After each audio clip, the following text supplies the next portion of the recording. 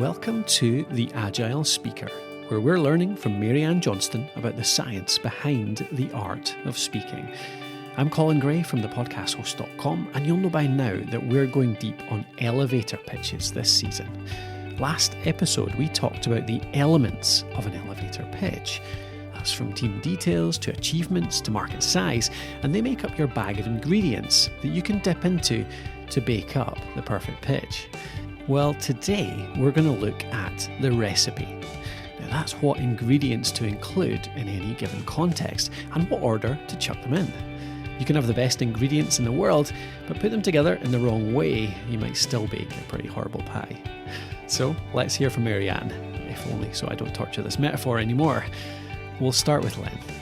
The idea of an elevator pitch is that it's quick. It's delivered in the space of just a few floors, but I've seen variations up to a couple of minutes. With that in mind, how long can an elevator pitch be?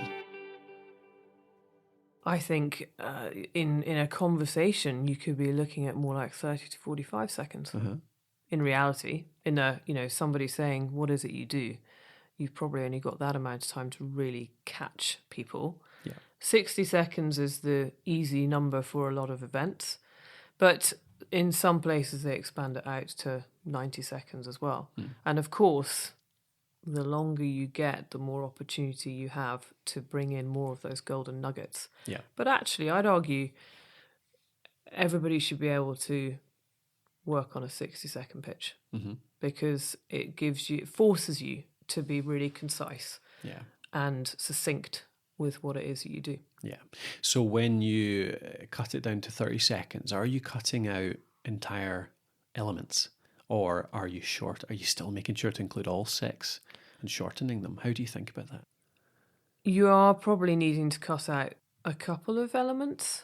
Perhaps you might need to just shorten the positive news part, mention a tiny bit of that if you can. I think it's a balance, actually. I think you're probably cutting out some parts, but also shortening, if that makes sense. Yeah. It's, for that one, I would actually probably say the obvious thing you'd knock out is your name and your position and that sort of thing, just to shorten it. Yeah. But yeah, it's a combination, really. The 20 seconds is really just a handful of words that sums up what it is that you do. Yeah. And if you think about it, if you've ever been to an event and you meet loads of people, you're never going to remember all the detail of what everybody has said. But if people walk away from that event and go, oh yeah, I remember Colin Gray, he was the podcast host, and I really like what he did, and I'd like to follow up with him, or something like that. Or, oh yeah, I met Maryanne Johnston, she coaches people with pitching. It's literally probably a sentence, a phrase that is the reminder. So as long as you get that handful of words that concisely tells people what it is you do, then that's really what you need. Yeah. Is that element that they remember, that nugget that you're talking about, is that very dependent on who you're speaking to? Yes, it will depend on who you're talking to. And there will actually be certain phrases and certain words that will make a big impact on the audience. And what I'm thinking about here is there might be technical jargon that is absolutely vital to what you are doing that you need to say. But it may be technical jargon that an awful lot of the audience don't get. And I've seen that happen a lot at events, pitching workshops I work on, where there are highly technical people in industries like life sciences, for example. And I remember one gentleman a few years ago at EIE who arrived at the workshop with his pitch and delivered it, and everyone in the room sat there and it went right over our heads. Everybody in the room, even the people who are involved in life sciences, it went over their heads. And I said to him, we need to simplify this. It's really complicated. It's very difficult to understand. How can we simplify this? And he found it quite challenging to do that because he's so immersed in what they're doing, and it all feels entirely normal to him. Anyway, there was this one word that was macrocycles, and I remember saying to him, what is that? None of us in the room have heard this. And he said to me, Maryanne, if I don't include that in this pitch, the investors in the room will see no credibility with me. Credibility's out the window if that one word is not within the pitch. So we worked on his pitch and we simplified the whole story so that it would land in people's heads in a way that they understood and it felt more kind of relatable. But on the day, it was quite funny. He managed to tell his pitch in a very relatable way, but he managed to get the word macrocycles in twice. And it was brilliant. I just loved the balance that he was able to get the jargon in, but without completely washing over the pitch over everybody's heads. Yeah. So he structured his pitch around the audience he knew would be there in front of him, who knew this term. So it'd be presumably that's an audience that knows his industry quite well.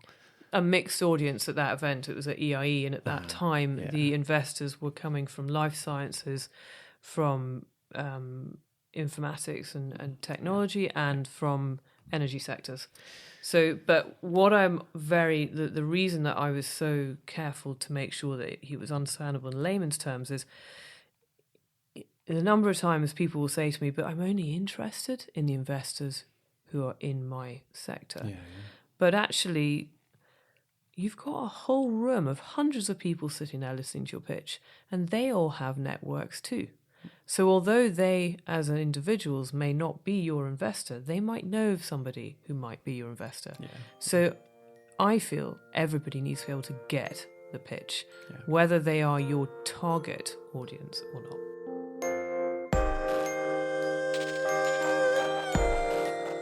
There's a fine balance here, isn't there? You need to make your pitch as accessible as possible because often the bulk of the room aren't right into your sector. And even if they are, it doesn't mean they're at the really technical end of the scale. So aim for the layman. But you know your own audience. You know those triggers that really hit home with the experts in your field, whether that's words, phrases, stats. So as long as the bulk of the pitch is accessible, sneak in those trigger words as well, if you can.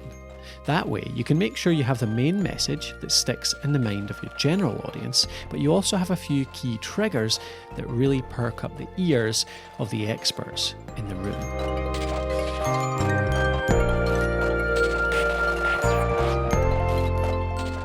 Next, let's get into the structure. This is all about how we build a great pitch from the ground up, using those elements we talked about last time. They're the building blocks. Let's put it in order. What's the best way to begin? I think there are 4 possible options for starting off your pitch. And I do want to emphasize here that the reason there are the options is that different people will have different levels of comfort in each of those options. Now, the most common one, probably that a lot of people see, is to start with the problem, which tends to be seen as being the hook. That's a bit like the headline on the page 1 of a newspaper. That's the thing that grabs everyone's attention.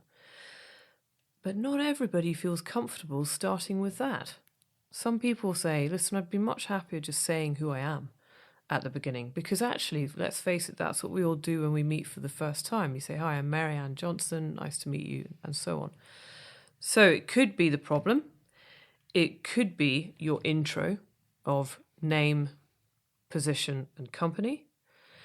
But it could also be maybe the market size to show what a big deal, how big the market is that you're going to be working in and how enormous that is, if that is the case. Yeah.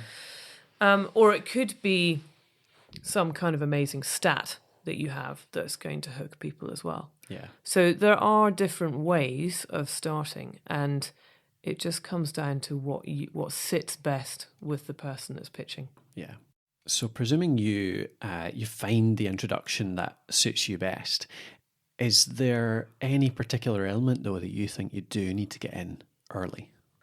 I do think it's useful within about the first 30 seconds to have included your problem and solution, if that's possible, because that's what tends to put across a compelling argument to want to keep listening. And what I find when I'm listening to lots of pitches is that if my brain is ticking along and I get to 30 seconds just naturally in my head, and I know whether they've got me or not, and I know if they're starting to drift with too much detail. So I think problem solution, and that might include the market. The problem might include the market size possibly, or it might include the stat. As you can see, there are different ways of going about this. Yeah, it's funny because that brings to mind an EIE event a while back where it seemed to me there was only one way to go about it. I remember one in particular that seemed to start in quite a cheesy way almost. They would say something like, have you ever had bad breath? Well, imagine there was a solution that cured your halitosis in 20 seconds. Well, I'm Colin Gray from the Bad Breath Company. Or something. It was always the exact same formula. It was like a problem solution introduction. And it was longer than that because I remember the introduction was almost consistently on 30 seconds. It was like people had been told, you don't introduce yourself until 30 seconds in and then do it then. I mean, it just seemed really, it was kind of effective the first few times, but it just became comical after a while. Yeah. Yeah. And that's the thing, that with more and more of these events coming on through the calendar, I think I can almost remember the year where suddenly the numbers at that event really changed, and suddenly it did seem more obvious that there was a route that everybody was following. Yeah. And that's where, now when I'm helping with programs like EIE or Converge, or programs at the Edinburgh Centre for Carbon Innovation or CivTech, I work really hard to make sure that there isn't that formula happening anymore. And, although I'm working on every individual pitch with each individual company, I'm also looking at it from a much bigger picture point of view of listening to them all and thinking, I don't want them all to be the same. We need to mix it up so that there's a difference between them all. And also to make sure that the individuals feel comfortable with the way they're doing it. Because I don't want anyone to be uncomfortable with saying, do you have bad breath as the first thing that they're saying. Yeah. I want them to feel comfortable with the way they start. But I think we also need to be very careful of those TV ad style elevator pitches. Yes. Where you feel like you're getting a bit of a cheesy kind of question at the beginning, or it's a bit of a cliche, isn't it, really? Yeah. And those TV ads and radio ads are happening day in, day out. We're hearing them and watching them, and they work because they do grab people's attention. They do make impact. But my question is, do they make you credible? Do you sound credible if you use that kind of approach? Yeah. And often you'll hear investors say, I invest in the person, not the company, the person, not the idea. And it seems to me that when you've got 30 seconds, a minute, 2 minutes on a stage, a lot of it will be about being yourself. Yep, that's exactly it. And, that comes back to my whole approach is conversational style, using your relaxed conversational style at all times. Yeah. And what you have to remember is that if the audience sitting there watching you up there on stage delivering that pitch, what they see and experience from you up there is what they should experience when they come to your stand later. Yeah. Or when they meet you after dinner, or if you've been on that panel discussion, that when they come and talk to you later at networking, that they get the same experience, and it isn't a sort of Jekyll and Hyde situation.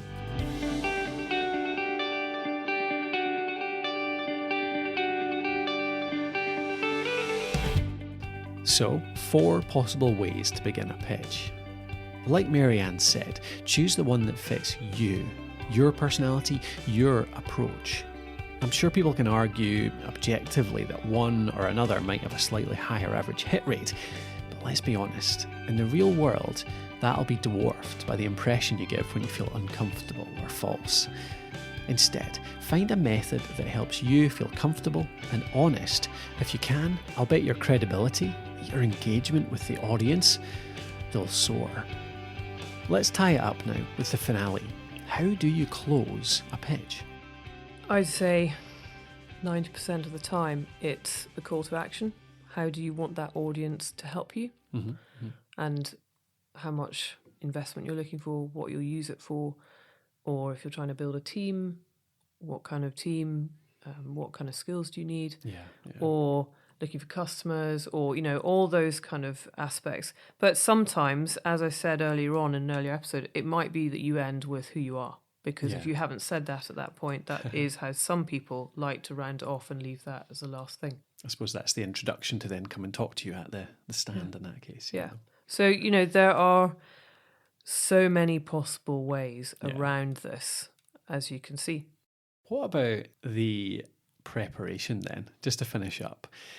You've got 30 seconds or a minute. I find I can remember 10 minutes of speech because I can ad-lib a fair bit of it, but 60 seconds I find really hard. How do people, once you've got that structure, once you've got that content, how do you put it together in a way that you'll actually get it right? A lot of people tend to script it at first, and that I think is really useful so that, when you've got such a deadline on the time, to make sure that every single word counts. There is no chance for ad-libbing in a 1-minute pitch. And so scripting it at first can really help. Some people like to stick with that and just memorize it and work on that. Or you might want to cut it down to just a few bullet points, stick it on a card, put it in your back pocket. My advice is always to have something on you at all times.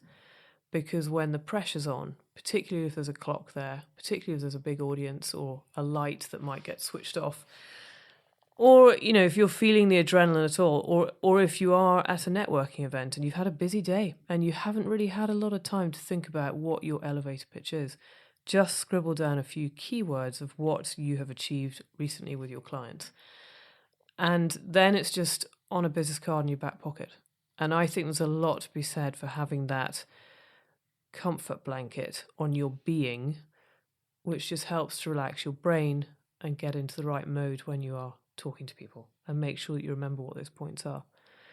But yeah, the higher pressure events where there is a microphone and a spotlight, it's obviously really important to practice, make sure you really know your pitch inside out. And I always advise people to rehearse when they're out for a run, or they're walking the dog, or they're cooking the supper, or they're doing their ironing, or they're whatever it is. I remember there was a guy that said that he was practicing his pitch in the shower a couple of years ago before one event, sort of singing it or something, because the more that memory muscle kicks in, it's a bit like driving a car. You don't really have to think about it anymore on the day at the event, because your brain just knows what's coming next. So you just know it well. But there is another key to that, and that's making sure that the pitch is conversational to you. It feels like you just talking to somebody as you deliver it, and that helps your brain and makes it easier for it all to flow. So it's less about reading a script and just talking through the ideas that you know well, you know the company, you know the audience, just deliver it. That's exactly it. It's your business. It's your job at that company. It's what you do day in, day out. And remember that the person you're speaking to, they don't have your pitch in front of them. They're not going to know if you've missed something out.